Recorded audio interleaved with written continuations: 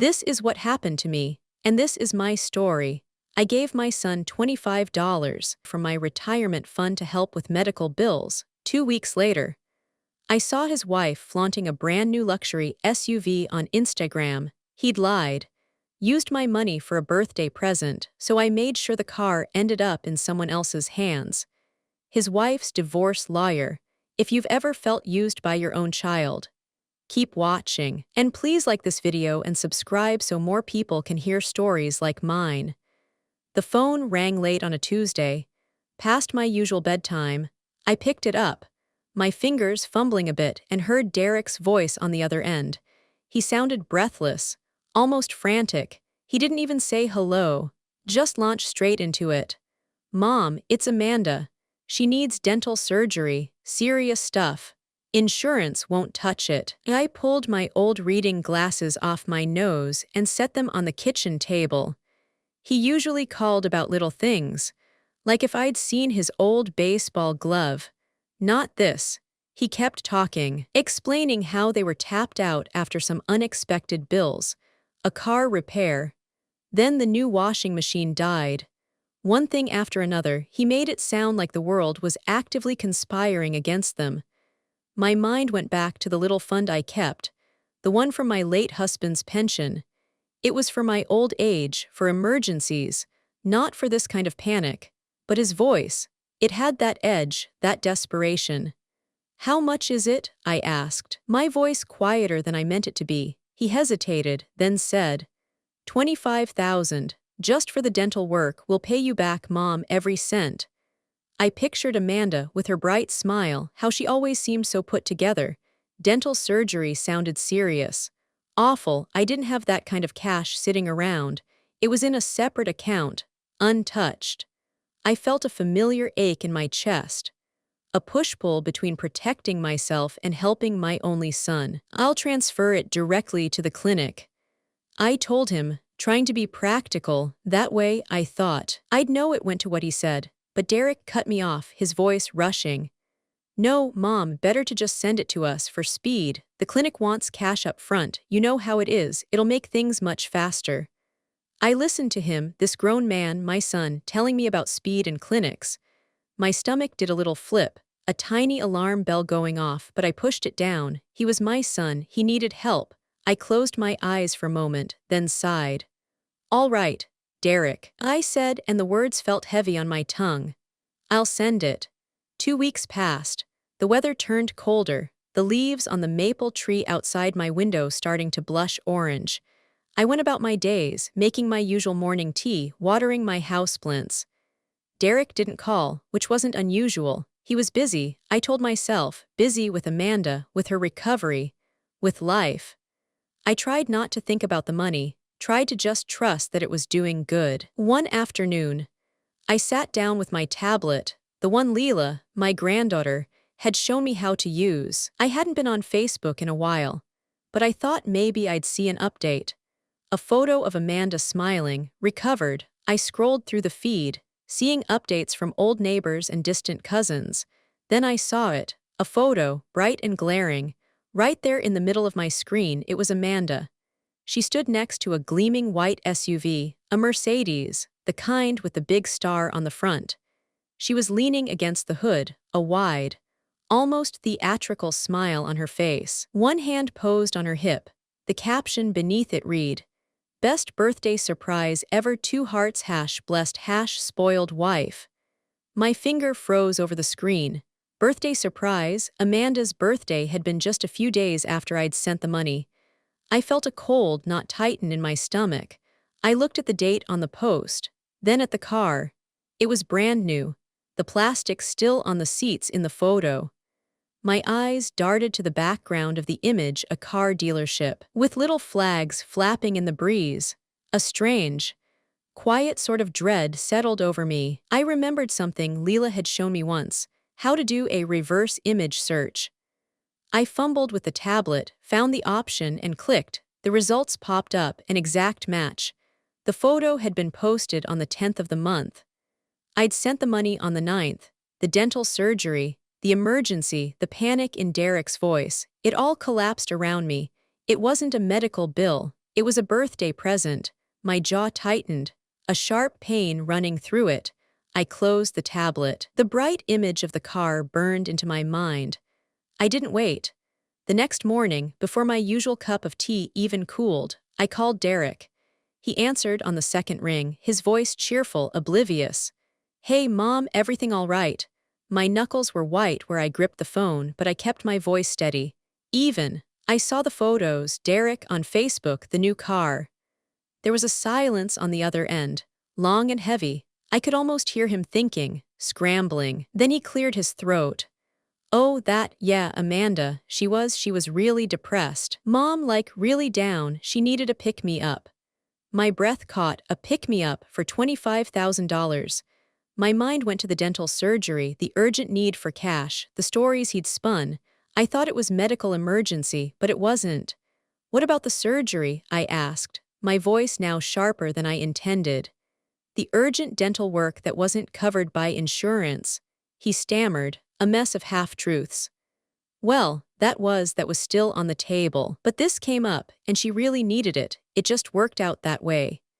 He sounded like a little boy again, caught with his hand in the cookie jar. He started talking faster, trying to smooth it over.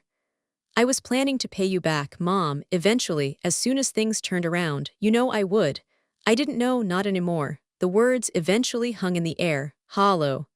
My head started to throb, a slow, dull ache behind my eyes. I didn't yell. I didn't even raise my voice.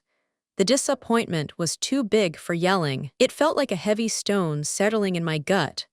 I sat there, listening to him ramble, and every word he said, every excuse, just dug the hole deeper. It wasn't a misunderstanding. It wasn't a mistake. It was a lie.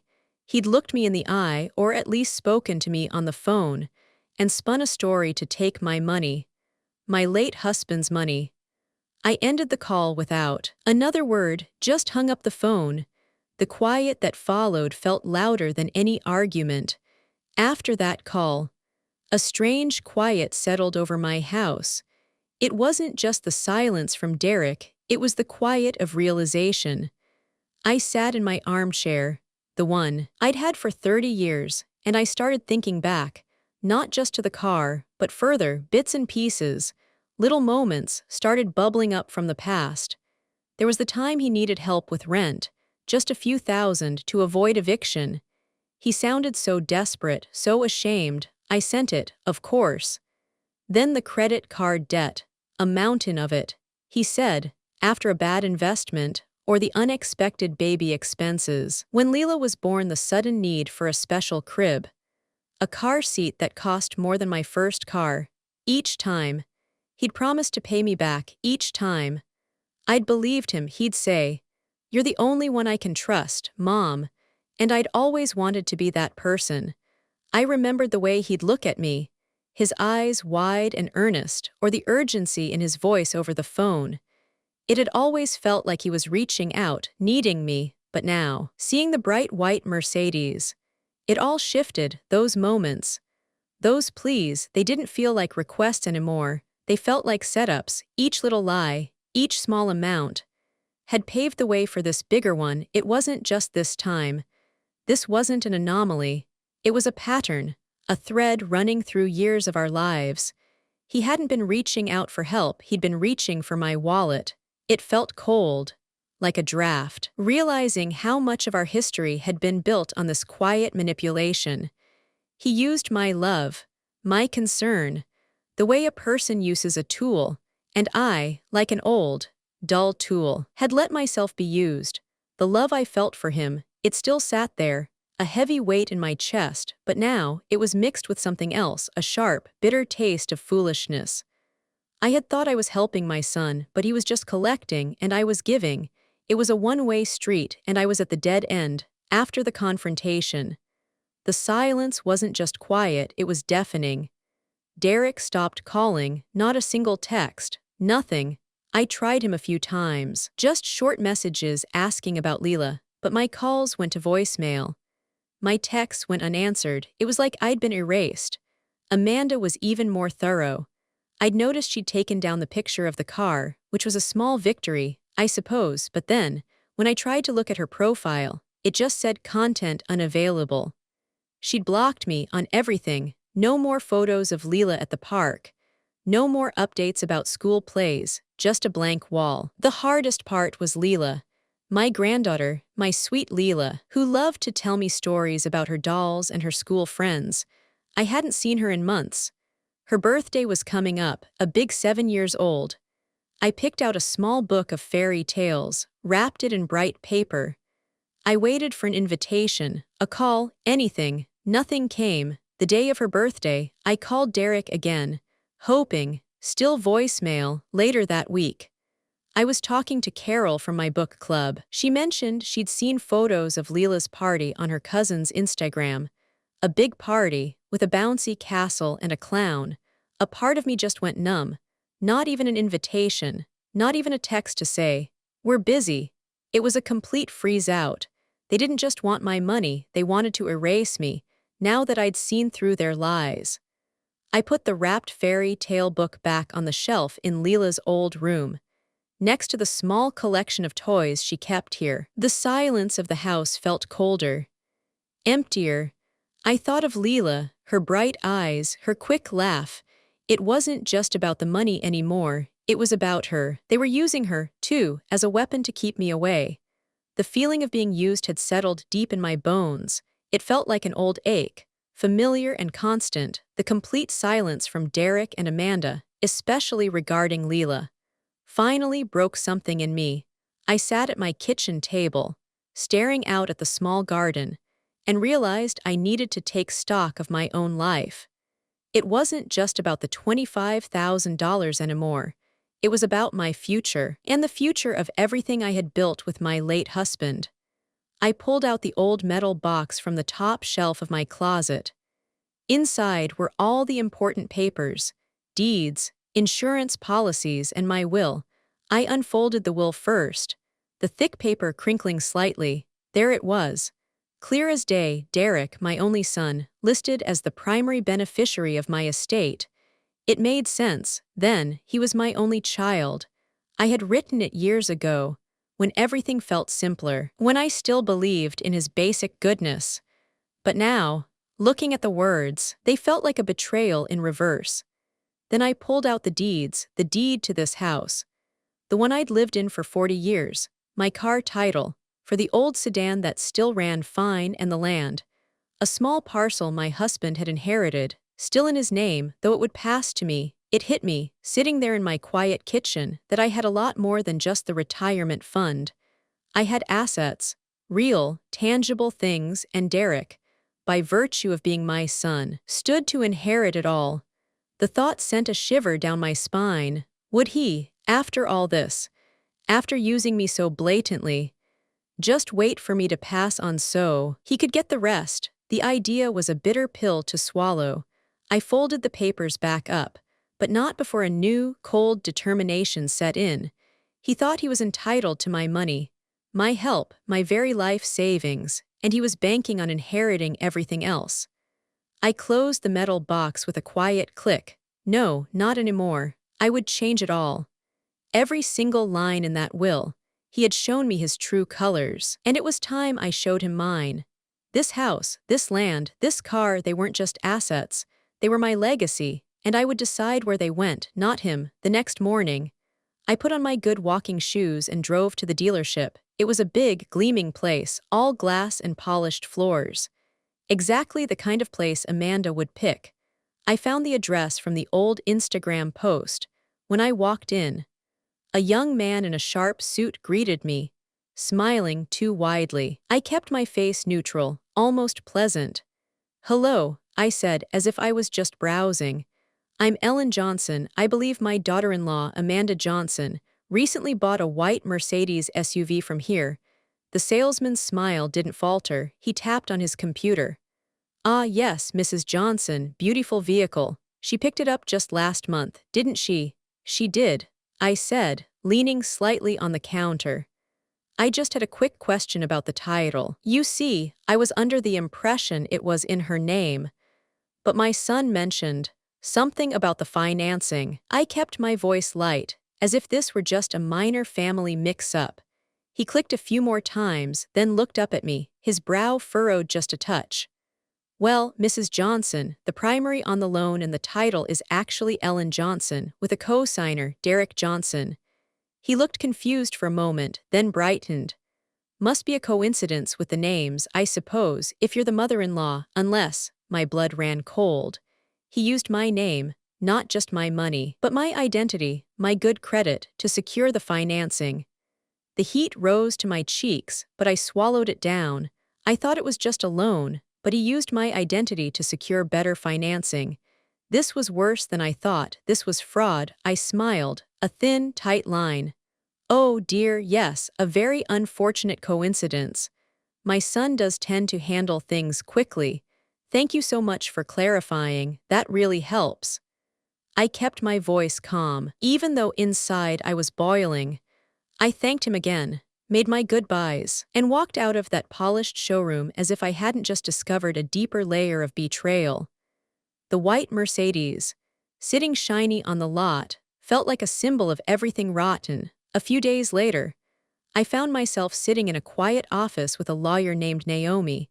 Her desk was neat, almost sparse, and she had a calm, steady gaze. I told her everything: the phone call, the dental surgery lie, the Instagram post, and then the trip to the dealership. I watched her face as I spoke, the way her eyes widened slightly, the way she pressed her lips together. When I finished, the room was silent for a moment.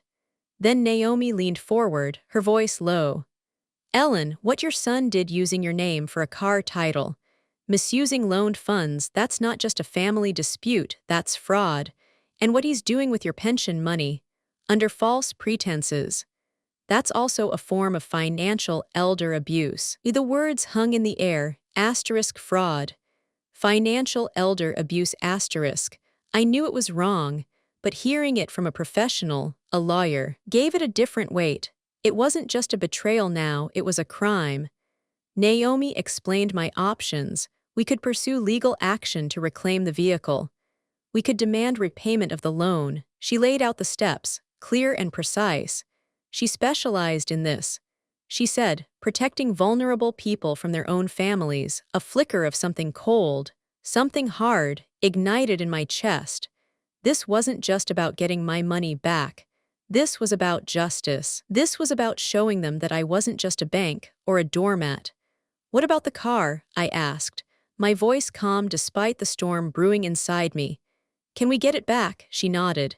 We can start the process of reclaiming ownership of the vehicle. Yes, since it's primarily in your name, even with him as co-signer, we have a very strong case. I looked out the window at the busy street below. A plan began to form. Quiet and steady, in my mind. It wasn't just about reclaiming ownership.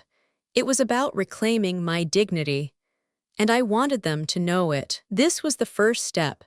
The quiet planning of my revenge had begun, while I was meeting with Naomi, pulling strings and laying legal groundwork. Things on Amanda's end started to unravel. She didn't know it yet, but the little world Derek had built on lies was beginning to crack. I heard snippets from Carol, my book club friend, who still saw Amanda's public posts. Amanda started posting less about her blessed life and more about stress and misunderstandings. The luxury SUV, the symbol of her spoiled happiness, was becoming a burden. Loan collectors, it turned out, were persistent. The payments on the Mercedes hadn't been made in weeks. They started calling her.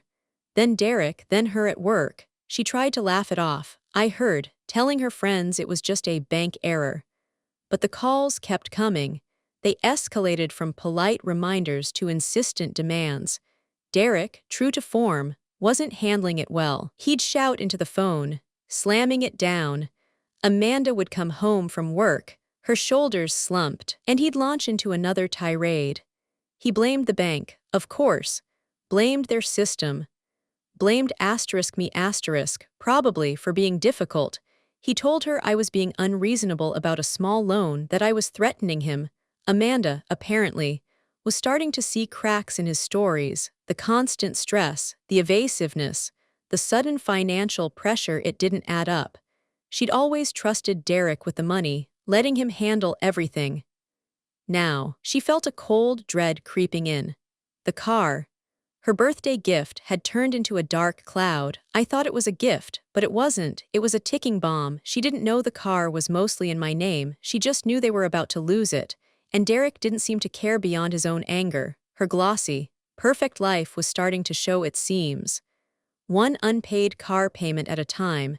The tension was building, not just in my world, but in theirs. The day it happened, I wasn't there, but the scene was clear in my mind. Naomi had handled everything quietly, efficiently. The paperwork was filed. The court order granted. The car, legally, was mine. It had been fraudulently obtained using my identity, and the law was on my side. Amanda was at work. Her usual mundane office job. She'd probably just returned from lunch, settling back into her cubicle, when a flatbed tow truck pulled up outside the building. It wasn't subtle. It was parked right in the visitor's lot. Unmistakable. Two men got out, walked directly to the sparkling white Mercedes SUV, and started hooking it up. Employees gathered at the windows, whispering, pointing. Amanda, alerted by a coworker, rushed outside. Her face pale, she yelled, demanded to know what was happening. The tow truck driver, following his instructions, simply pointed to the court order and my name on the repossession papers. The car, her best birthday surprise ever, was being towed away from her workplace. For everyone to see, she was humiliated. Derek was enraged. The phone rang an hour later. It was Derek, his voice a guttural roar. "What the hell did you do? Mom, are you insane? You repossessed the car, you ruined everything." I held the phone a little away from my ear, letting his anger wash over me without touching me. When he finally paused for breath, I spoke, my voice calm, almost detached. "I didn't ruin anything, Derek. I just took back what was mine. The car was in my name, purchased with my money. It wasn't a gift." He sputtered, accused me of being cruel, vindictive, but his words had no power over me anymore. The rage in his voice, the humiliation in his tone, it was exactly what I'd wanted. He had taken so much from me, and now, I had taken something from him, something very visible. The silence after I hung up felt like victory, a small, quiet one, but victory nonetheless. Not an hour after the car was towed, I heard a pounding at my front door. Hard, angry blows that rattled the frame. I didn't have to look through the peephole to know who it was, Derek. I walked to the door slowly, deliberately, and unlocked it. He stood there, red-faced, fists clenched at his sides. His eyes were wide, almost wild. He looked like a cornered animal. "What is wrong with you, Mom?" he practically screamed, stepping inside without waiting to be invited. "You ruined everything, my marriage, my life." I walked past him towards the kitchen and picked up my teacup. I filled it with water as if his rage was nothing more than background noise. "I didn't ruin anything, Derek," I said, my back to him, my voice flat. "I just took back what was mine, what you stole from me." He followed me, his voice rising. "Stole? It was a loan. I told you I'd pay you back." "No," I said, turning to face him. "It was a lie. You used my name. You used my money for a luxury car instead of medical bills. That's not a loan, Derek, that's fraud." He took a step closer, his face contorted. "You think this is going to help? Amanda's furious. You've turned her against me. She's talking about—" He stopped himself, catching the words before they fully left his mouth. "You're ruining our family. Mom, you're going to regret this." It wasn't just anger now, there was a cold edge, a threat. His voice dropped. "You need to give that car back or things are going to get much, much worse for you." I looked at him, my son, standing there, threatening me in my own home. My hands didn't shake. My voice didn't tremble. The fear I might have felt long ago was gone, replaced by a quiet, steady resolve. "No, Derek," I said. "Things are already as bad as they can get, you saw to that." I looked at the door. "Now, I think you should leave."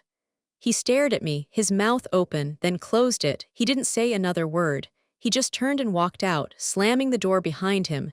It was late that night, hours after Derek's visit, when my phone buzzed with an unfamiliar number. I hesitated, then answered. It was Amanda. Her voice was thin, shaky. Nothing like the confident woman from the Instagram photos. "Ellen, it's Amanda. I'm so sorry." I said nothing, just listened. I didn't trust it fully. My mind immediately went to the possibility of a trick, a new angle, but her voice. It sounded genuinely distressed.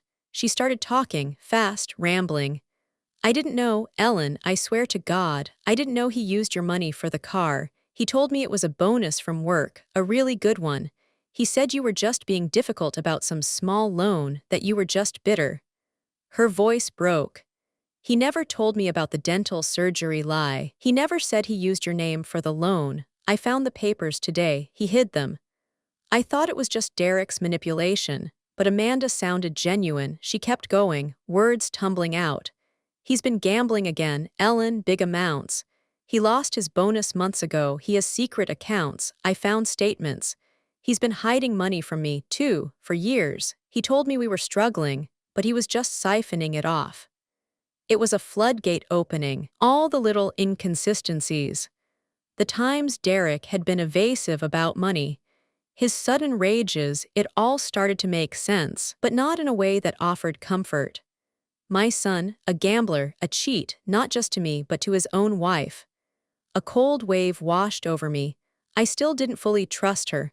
Not yet, too many years of believing lies, but the details she gave, the way her voice shook, the sheer desperation in her tone, it felt real.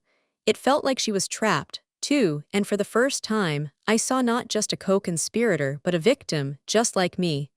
The next morning, I received a text from Amanda. A simple message: "I filed." My first reaction was a mix of shock and a strange kind of relief. It was happening. The dam had broken. Then came Derek's call. A few hours later, he sounded hysterical, beyond enraged. "You did this, you turned her against me, she's filing for divorce, this is all your fault." Ellen, I just listened to him yell, this grown man blaming everyone but himself. He accused me of being a meddling, vindictive old woman. He probably thought I'd put the idea in Amanda's head. He probably thought I'd engineered it all. He was too blind to see his own actions had led him here. Amanda, it turned out, had moved quickly.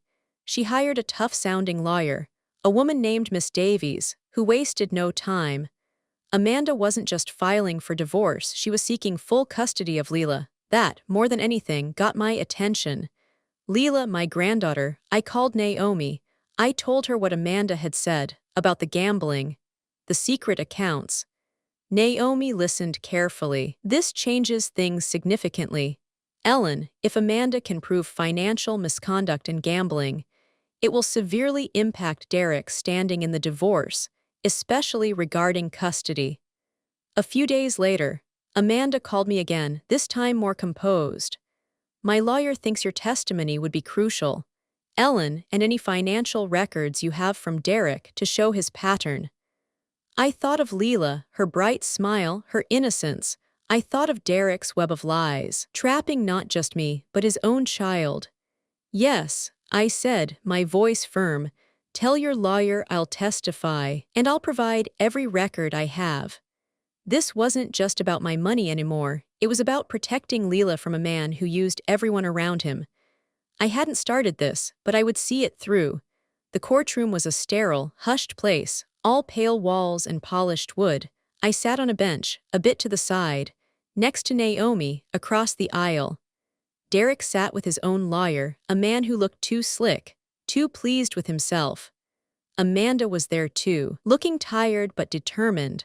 With her lawyer, Miss Davies, a formidable woman with sharp eyes. Derek's lawyer started in, trying to paint me as a bitter, unstable old woman. He told the judge I was vengeful and maliciously interfering in a family dispute.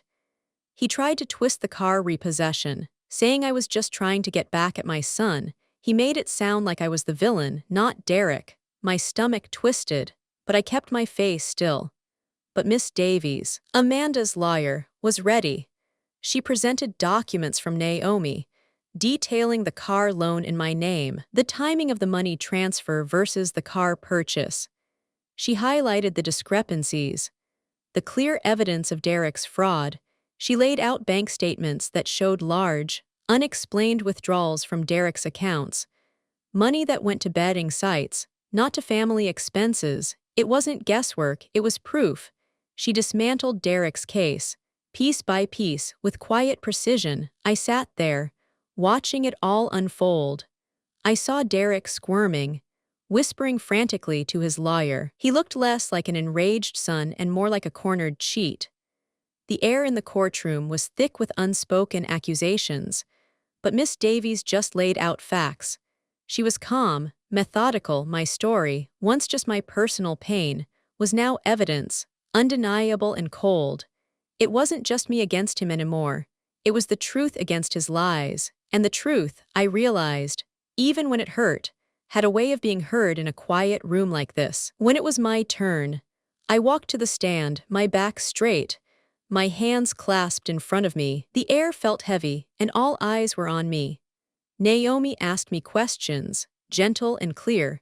I told them about Derek's phone call, the urgency in his voice, the plea for help with Amanda's urgent dental surgery.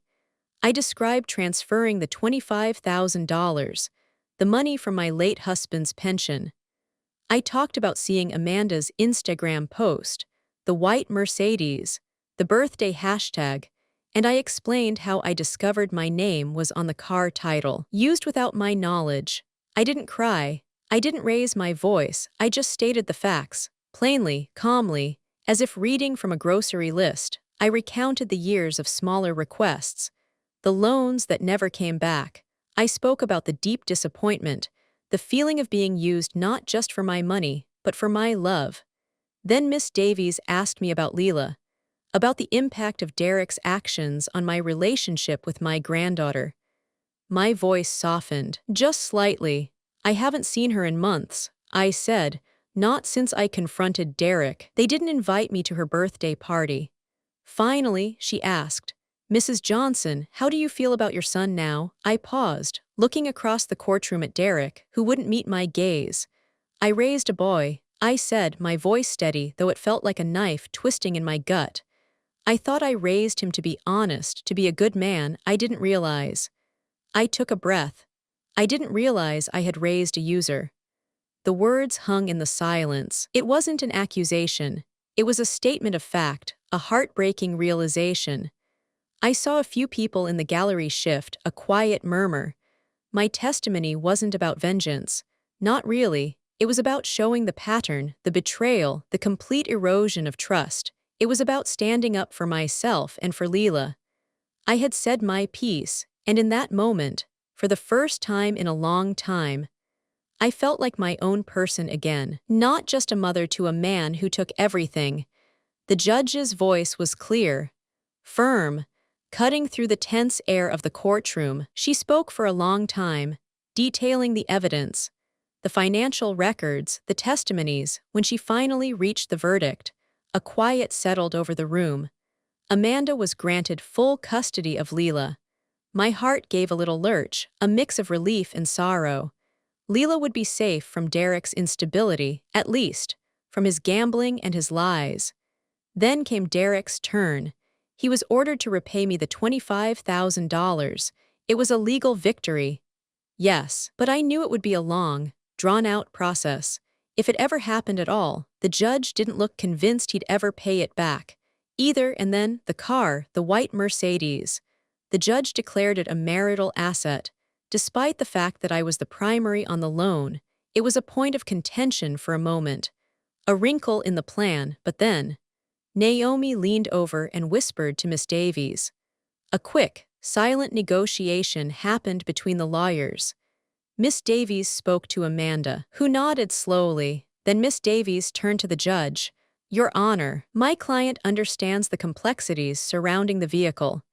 In light of Mrs. Johnson's assistance in this case, and as a gesture of good faith, my client requests that the court grant her ownership of the vehicle, and she intends to immediately sign it over to her legal counsel.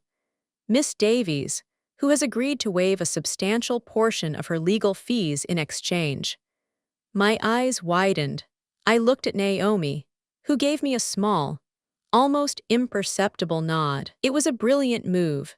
The car, the symbol of Derek's deception, would go to Amanda, but then directly to her lawyer. As payment, Not to Derek, not back to me, but to someone who had helped bring justice. It was a clean, final cut. The judge nodded, a small smile touching her lips. The judgment was final. The car, bought with my money, obtained through fraud, would finally serve a purpose that brought some measure of peace. With the divorce finalized, the legal battles were over, but my own personal reshaping had just begun. The first thing I did was call Naomi again. "It's time," I told her. "Time to change the will." Naomi smiled. She understood. We sat for hours, going through my estate, line by line, every penny, every asset carefully allocated. Derek, who had been the primary beneficiary for so long, was now cut out completely. His name was nowhere to be found. It wasn't about malice. It was about protecting what was mine, about ensuring my legacy served a purpose beyond funding his next scheme. My home, my savings, the small parcel of land they would go to new places, places that reflected my values, not his sense of entitlement. 50% would go to my granddaughter, Leela, but it wouldn't be a lump sum. Naomi set up a protected trust, managed by a neutral party, so the money would be there for Leela's education, for her future. When she was old enough to understand and appreciate it, Derek would never be able to touch it. 30%, a significant portion, would go to a local women's shelter in my city, a place for women and children who needed safety, who had been hurt, used, much like I had been. It felt right, giving back to a place that truly helped people in vulnerable situations. And 20% to Amanda. It surprised even Naomi. As appreciation, I told her, for protecting Leela, for being brave enough to leave him. It was a quiet gesture, a recognition of her courage, and a way to ensure Leela had a stable future with her mother. When the papers were signed, sealed, and put away, a lightness settled over me. It wasn't about revenge anymore, not truly. It was about control, about reclaiming my power. Derek thought he was getting my money, my future. He thought he could manipulate me forever, but I had shifted the pieces, and now he had nothing. I sat at my kitchen table, the familiar afternoon light streaming through the window, and I picked up a pen. I wanted to write Derek a letter, not to send, but just to get it all out. A final, silent goodbye, a summary of everything he had done, and everything I had learned. I wrote about the day he called, begging for the money for Amanda's surgery, and how I had hesitated but given in out of love. I wrote about the Instagram post, the white Mercedes, the cold shock of realization. I described finding out he'd used my name, the fraud, the betrayal that ran so much deeper than just money. I wrote about the quiet years of little loans he never repaid, the way he'd always made me feel like I was the only one who could help him, the way he'd played on my maternal instincts. I didn't use angry words, I just stated the facts. Plain and clear, like a ledger of his offenses. I didn't curse him or accuse him. I simply laid out the truth of our relationship from my perspective, the one he had tried so hard to blind me to. I wrote about the divorce, the court, and how his lies had finally caught up to him. I wrote about Leela, about how she would be safe now, because of what I had done, and then, at the very end, I wrote the final line, the one I had been carrying inside me for months. "You thought you were getting my money." I wrote, "You thought you could take everything. Turns out, all you ever had was my disappointment." I folded the letter carefully, put it in an envelope, and tucked it away in the metal box with my new will. It wasn't for him to read. It was for me, a testament to my journey, to the pain, to the strength I had found.